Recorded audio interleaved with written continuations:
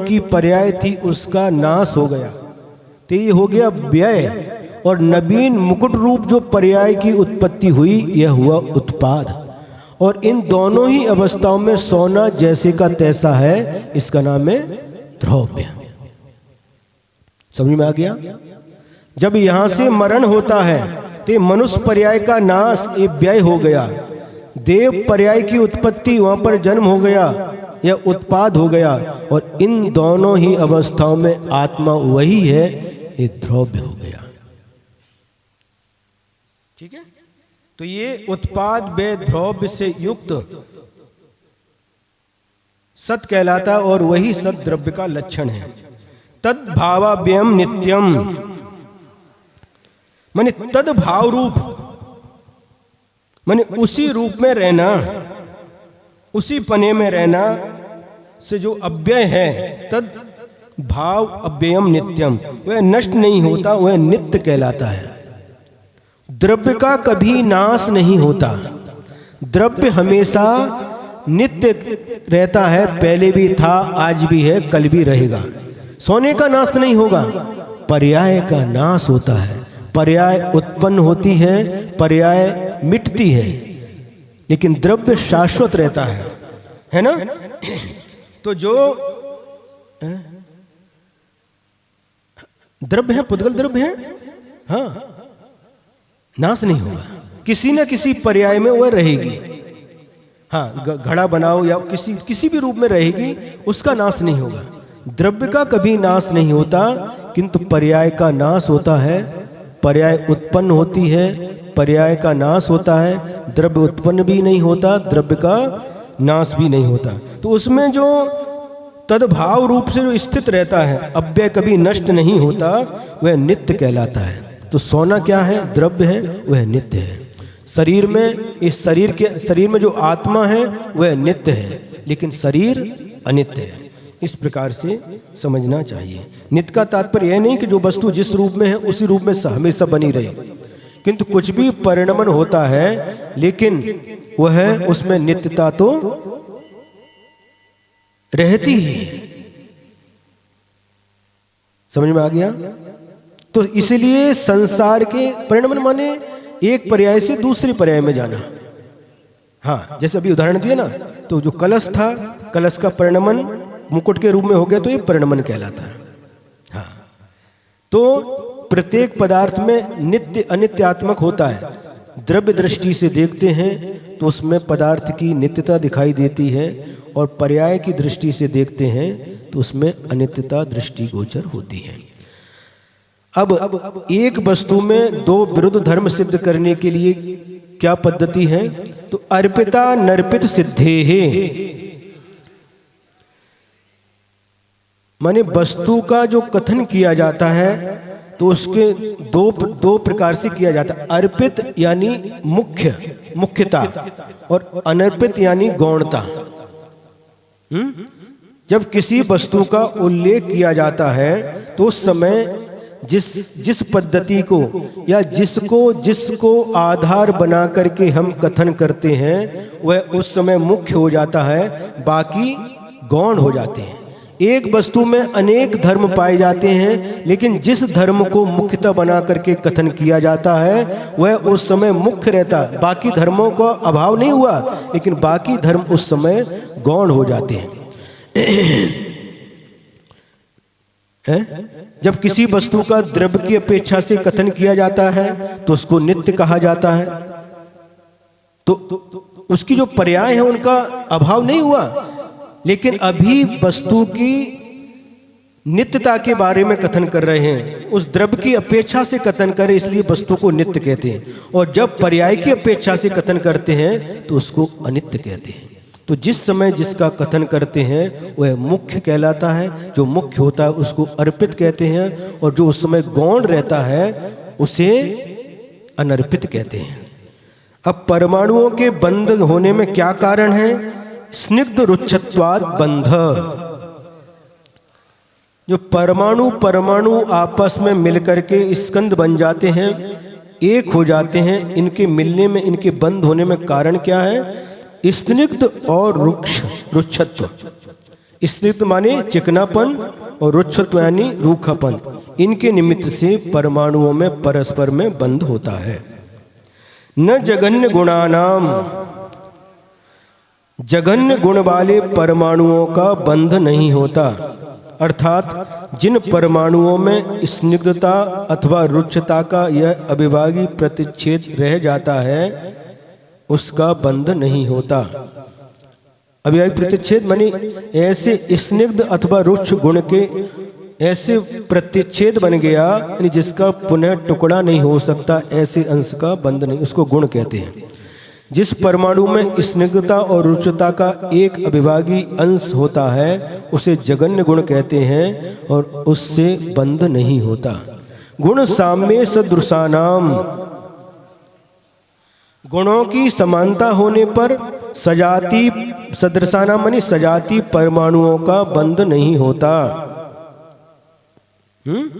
जैसे दो गुण वाले स्निग्ध परमाणु का एक दूसरे दो गुण वाले स्निग्ध परमाणु के साथ बंध नहीं होता। यदि बंधने वाले दो परमाणु सजाती हों और उनमें बराबर अविभागी प्रतिच्छेद हों तो उनका भी बंध नहीं होता। दो गुण रुचिता वाले परमाणु का दो गुण रुचिता वाले परमाणु के साथ बंध नहीं होता। इसी तरह दो गुण रुचिता वाले परमाणु का दो गुण स्निग्धता वाले परमाणु के साथ बंध नहीं होता।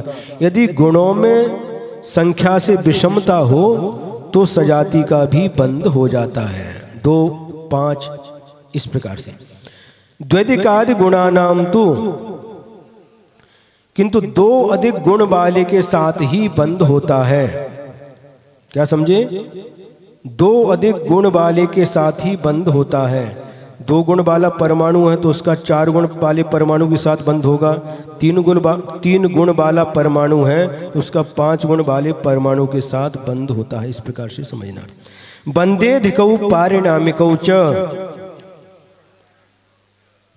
और बंध होने पर अधिक गुण वाले परमाणु पारिणामकौ यानी कम गुण वाले परमाणुओं को अपने रूप परिणमाने वाले होते हैं। जिसके पास अधिक गुण होते हैं वह कम गुण वाले को अपने रूप परिणमन करा लेता है। गुरुजी उदाहरण देते थे, गुड़ है और थोड़ी सी धूल मिल गई उसमें तो धूल भी गुण रूप परिणमन कर जाती है। तो अधिक गुण वाला गुड़ कम गुण वाले धूल को भी अपने रूप परिणमन करा लेता है। इस प्रकार समझना। अब द्रव्य का दूसरा लक्षण बताते हैं। गुण पर्यायवत द्रव्यम, जिसमें गुण और पर्याय पाई जाती हैं उसे द्रव्य कहते हैं।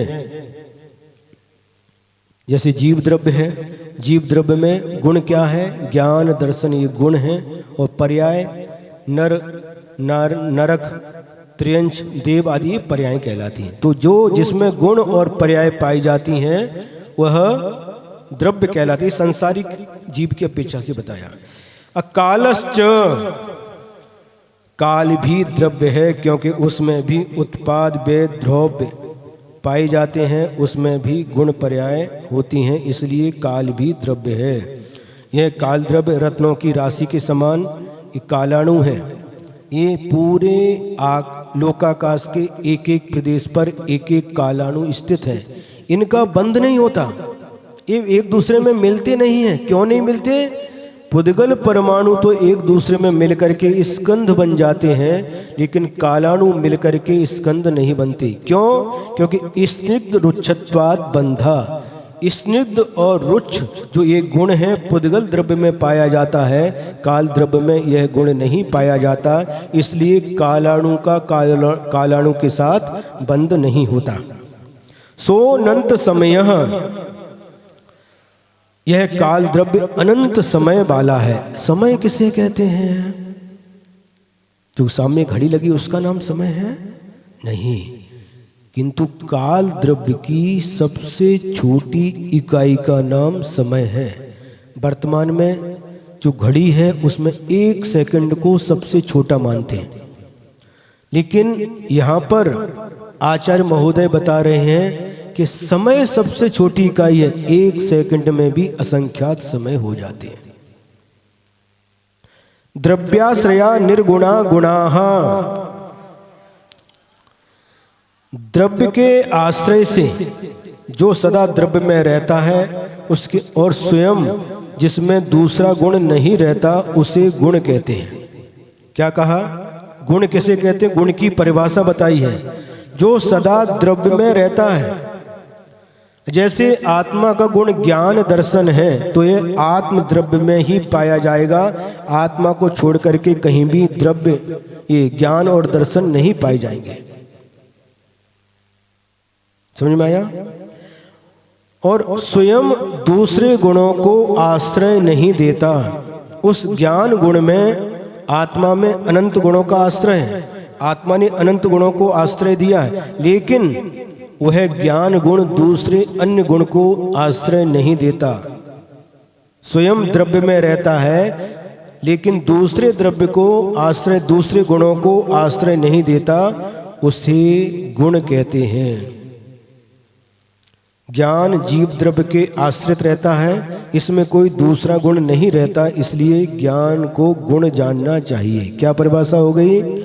जो स्वयं द्रव्य के आश्रय से रहता है और दूसरे गुण को स्थान नहीं देता, दूसरे गुण को अपने में नहीं रखता, उसे गुण कहते हैं। अंतिम सूत्र है, अभी बाद में चर्चा करना, समय ज्यादा हो रहा, बाद में चर्चा करेंगे।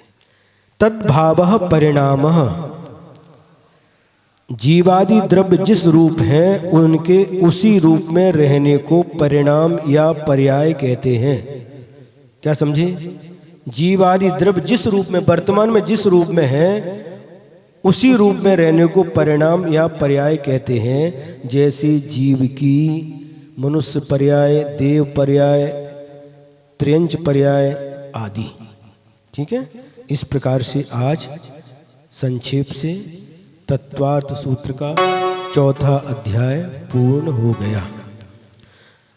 पांचवा देखो, ऐसा होता है, स्खलन होना स्वाभाविक है। आज पांचवा अध्याय पूर्ण हो गया, माने आधा तत्वार्थ सूत्र हो गया, आधा और बचा है।